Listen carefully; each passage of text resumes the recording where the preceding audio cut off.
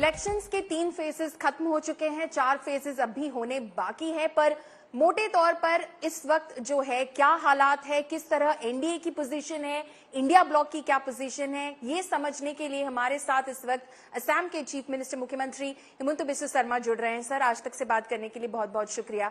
असम की बात से शुरुआत करते हैं। असम के इलेक्शंस क्योंकि हो चुके हैं, इस बार क्या आपका पोजीशन बढ़ता हुआ नजर आ रहा है? कैसी है आपकी पोजीशन? लास्ट टाइम हम लोग 9 सीट जीते थे, इस बार मेरा 12 का उम्मीद है। 12 की उम्मीद है आपको? मेरा 14 सीट ही है जी। तो नुकसान कहाँ हो रहा है? नुकसान मेरा लगता है कि धुबरी सीट जो है बदरुद्दीन एक अजमल मुसलमान बहुल सीट है जी। मेरा लगता है कि वो सीट कांग्रेस जीत रहा है। अच्छा, ठीक है। और दूसरी कौन सी सीट है जो आप? दूसरी एक करीमगंज और नौगांव है, दोनों मुस्लिम बहुल सीट है।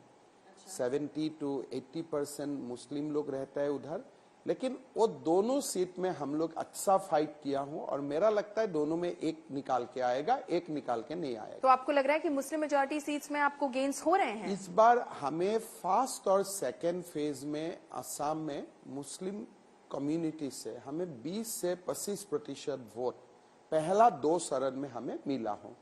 थर्ड चरण में हम लोग नहीं ज्यादा नहीं मिला हो, बिकॉज वो ऐसा सीट था जहां almost 90% belongs to Muslim community, वहां हमारे होप नहीं थे, तो इसीलिए हमको जो वोट देने वाला भी था शायद वो दिया भी होगा, नहीं दिया भी होगा। नेशनल पिक्चर की बात करें सर, तो आपको क्या लग रहा है? आप लोगों ने एनडीए के लिए एक बहुत ही एम्बिशियस टारगेट सेट किया है, बीजेपी के लिए 370 पार और एनडीए के लिए 400 पार। देखिए, इस वक्त का जो 3 चरण का चुनाव हुआ और थोड़ा बहुत मैंने बाकी स्टेट्स में भी कैंपेन किया, मेरा लगता है कि बहुत बड़ा मोदी वेव है और हमारा टारगेट का और तेजी से आगे बढ़ रहा हूं। केजरीवाल कहते हैं कि 220, 230 तक आकर बीजेपी रुक जाएगी। देखिए, पहले तो केजरीवाल को इतना ही आप मान के चलिए, उनका मानसिक स्थिति में आप थोड़ा सा सिंपैथी दिखाइए। वो तिहाड़ में थे, तिहाड़ से आके वो बोला कि मोदी जी 220 सीट मिलेगा, मतलब उनका असेसमेंट कहां से मिला? इतना दिन तो तिहाड़ में वो अपना पत्नी को सिवा और किसी को नहीं मिला। जिसको मिला किसको मिला? क्रिमिनल्स को मिला, कैदीस को मिला, और ये क्रिमिनल कैदीस को जेल में किसने डाला? मोदी जी ने डाला। सो तिहाड़ एनवायरमेंट हमारे लिए हॉस्टाइल है ही, तो एक हॉस्टाइल एनवायरमेंट का बात वो लोग बोल रहे हैं। वो ये नहीं कह रहे कि कैदियों से बात कर वो अपना अनुमान बता रहे हैं, वो कह रहे हैं वो बाहर निकले, उन्होंने काफी सारे लोगों से बात की, सेफोलॉजिस्ट से बात की। बोल रहे हैं वो बाहर निकालने वाला 10 दिन हो गया, बाहर निकाला। मैंने टीवी में देखा, उन्होंने अपना वाइफ से मिले, फैमिली से मिले, 2 पार्टी का लोगों से मिले, तो पूरा नेशन का ब्रीफिंग 1 घंटा में हो जाएगा। मतलब उनका जो primary source of information that was within the Tihar jail. Tihar jail में भी मोदी जी 220 हो रहा है, एक हॉस्टाइल एनवायरमेंट में भी मोदी जी 220 है। तो मतलब तिहाड़ का बाहर का जो माहौल है, आप खुद ही एनालिसिस। तो मल्लिकार्जुन खड़गे भी कह रहे हैं कि मोदी जी इस बार तीसरी बार सरकार नहीं बना रहे। देखिए, मैं खड़गे जी को धन्यवाद देता हूं। खड़गे जी जो बोलना था संसद में बोल चुका है, आपकी बार 400 पार।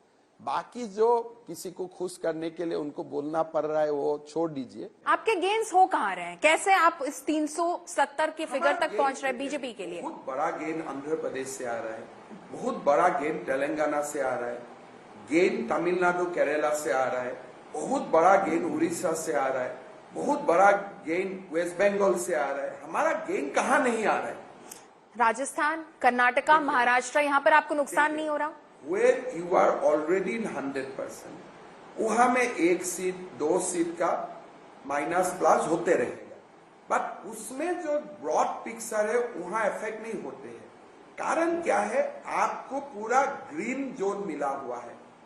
जैसे Andhra Pradesh we were 0, NDA were 0, तो वो एक ग्रीन फील्ड अपॉर्चुनिटी है। Orissa we were in a very low base, तो एक ग्रीन फील्ड अपॉर्चुनिटी है। वेस्ट बंगाल एक ब्राउन फील्ड अपॉर्चुनिटी है।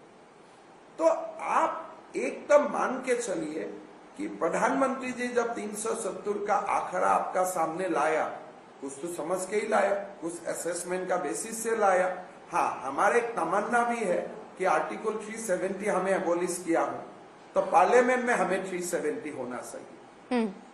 तो 370 वर्ड ऐसे भी नहीं आया है। हाँ हाँ बिल्कुल। तो इसका एक कोरिलेशन है विद आर्टिकल 370। नहीं, अगर इतने ही कॉन्फिडेंट है तो राहुल गांधी से डिबेट क्यों नहीं कर लेते प्रधानमंत्री? पहला बात आप बताइए, राहुल गांधी कौन है? आज का पॉलिटिकल लैंडस्केप में who is Rahul Gandhi? Last चुनाव वो हारा अमेठी से, पार्लियामेंट में कांग्रेस पार्टी ही उनको समय नहीं देते हैं।